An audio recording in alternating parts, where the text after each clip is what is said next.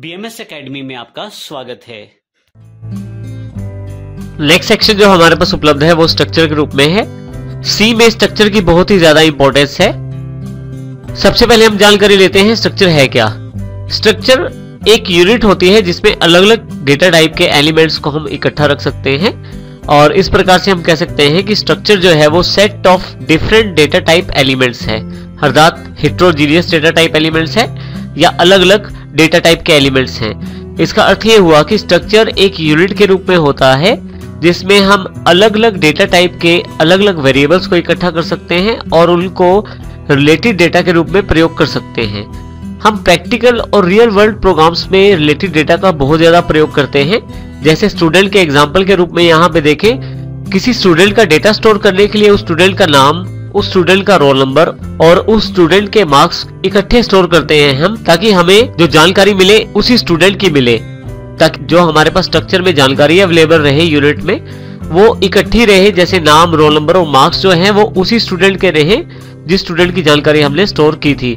इस प्रकार हम यूनिट्स में बांध सकते हैं अपने डेटा को, जिसको हम स्ट्रक्चर कहते हैं। इसको हम एक एग्जाम्पल के द्वारा यहाँ देखते हैं। यदि आप यहाँ देखें तो हमने एक स्टूडेंट स्ट्रक्चर बनाया है जिसमें हमने रोल नंबर, नेम और मार्क्स को शामिल किया है और इस स्ट्रक्चर का नाम हमने स्टूडेंट रख दिया है। सी लैंग्वेज में इस स्ट्रक्चर को बनाने के लिए कुछ इस प्रकार के स्टेटमेंट हमें यूज करनी पड़ेगी। सबसे पहले इसमें हमने स्ट्रक्ट कीवर्ड का प्रयोग किया है। सी लैंग्वेज में स्ट्रक्चर बनाने के लिए स्ट्रक्ट कीवर्ड का प्रयोग करते हैं। उसके पश्चात स्ट्रक्चर का नाम, फिर ब्लॉक ओपन स्ट्रक्चर का और फाइनली लास्ट में ब्लॉक क्लोज कर दिया जाता है। यहाँ पे लास्ट में सेमीकोलन लगाना मत भूलें आप। उसके पश्चात अलग अलग डेटा टाइप के वेरिएबल्स को स्ट्रक्चर में शामिल कर लिया जाता है। वेरिएबल्स का चुनाव आप अपने डेटा के अकॉर्डिंग कर सकते हैं। जैसे मैंने स्टूडेंट का डेटा स्टोर करना है, मैंने यहाँ पे रोल नंबर, नेम और मार्क्स को इकट्ठा कर दिया है, जिसमें रोल नंबर जो है वो integer data type, name character और मार्क्स जो है वो फ्लोट डेटा टाइप के हैं। इसका अर्थ ये हुआ कि जो स्ट्रक्चर है मेरे पास उसका नाम स्टूडेंट है, उसमें अलग अलग डेटा टाइप के एलिमेंट शामिल हैं जैसे इंटीजर, कैरेक्टर, फ्लोट और ये सब रिलेटेड डेटा है। इनमें सबसे इंपॉर्टेंट बात है कि डेटा रिलेटेड है, अर्थात एक स्ट्रक्चर में जब हम डेटा स्टोर करते हैं तो एक स्टूडेंट से रिलेटेड डेटा ही स्टोर करते हैं। उसी स्टूडेंट का रोल नंबर, उसी का नाम और उसी के मार्क्स को स्टोर किया जाता है। अब हम यहाँ देखते हैं कि इसका प्रयोग किस प्रकार किया जाता है। सबसे पहले स्ट्रक्चर बनाया जाता है सी लैंग्वेज में, उसके पश्चात उस स्ट्रक्चर के वेरिएबल्स क्रिएट किए जाते हैं।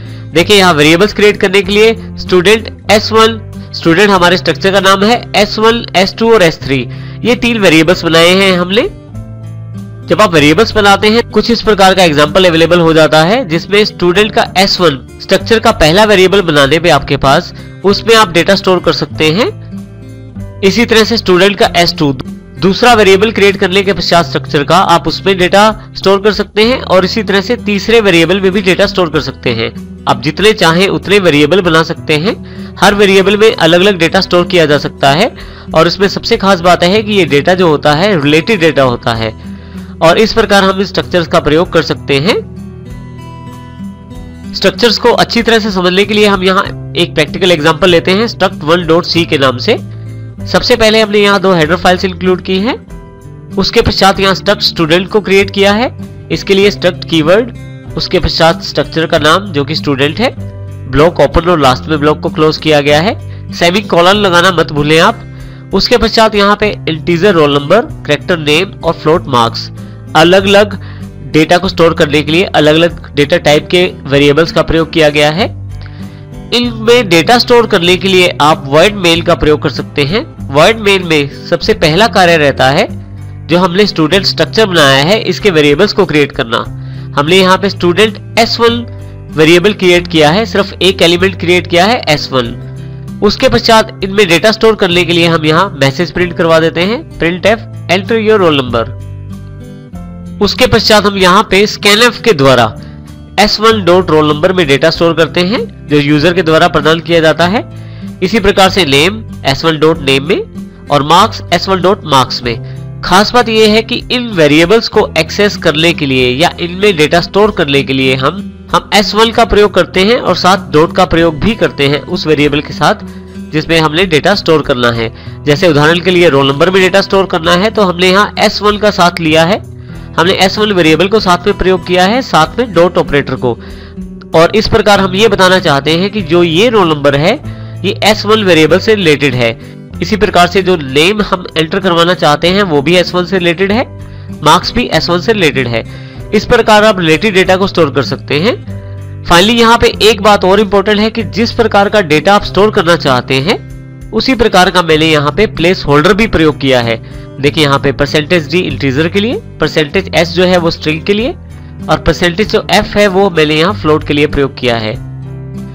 आप यदि किसी स्ट्रक्चर को डायरेक्ट वैल्यू देना चाहते हैं तो ये तरीका भी रख सकते हैं, नीचे की तरफ सबसे लास्ट लाइन में, जिसमें struct student s1 equal to, आप करली ब्रेसिस में उन सभी वैल्यूज को दे सकते हैं जो S1 में आप स्टोर करना चाहते हैं। जैसे एक डबल कोट्स में अजय, क्योंकि स्ट्रिंग है इसलिए हमने डबल कोट्स लिए हैं यहाँ पे, और फिर कॉमा डाल के 23.34 जो कि मार्क्स हैं। इसमें हमने कहीं भी नाम नहीं दिए, ना हमने रोल नंबर बताया है ना नेम बताया है। जब हमने इसको डिक्लेयर किया है और साथ ही वैल्यू दी है तो ऑटोमेटिकली ये जो 1 है ये S1 के रोल नंबर को असाइन हो जाएगा, जो अजय है वो S1 के नेम को असाइन हो जाएगा, और जो 23.34 वैल्यू है जो कि मार्क्स है ये मार्क्स वेरिएबल को असाइन हो जाएंगे।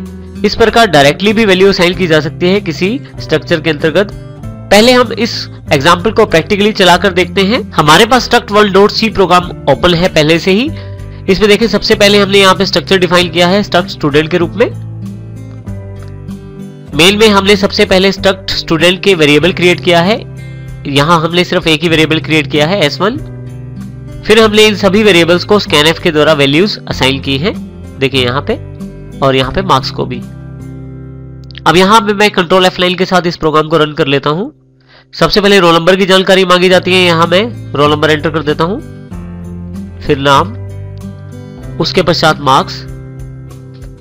हमने एक स्ट्रक्चर के एक वेरिएबल से रिलेटेड सारा डेटा हमने स्टोर किया है, और ये डेटा जो है रिलेटेड है, जिसमें रोल नंबर, नेम और साथ में मार्क्स को भी इकट्ठा किया गया है।